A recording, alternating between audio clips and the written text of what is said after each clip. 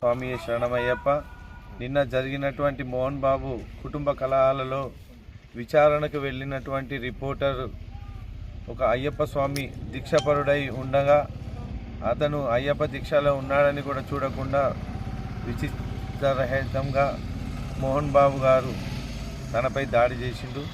ఆ దాడిని మేమందరం అయ్యప్ప స్వాములను ఖండిస్తున్నాం. అలాగే మోహన్ బాబును త్వరగా శిక్షించాలని మేము ప్రభుత్వాన్ని కోరుతున్నాం. స్వామి శరణం, స్వామి శరణమయ్యప్ప.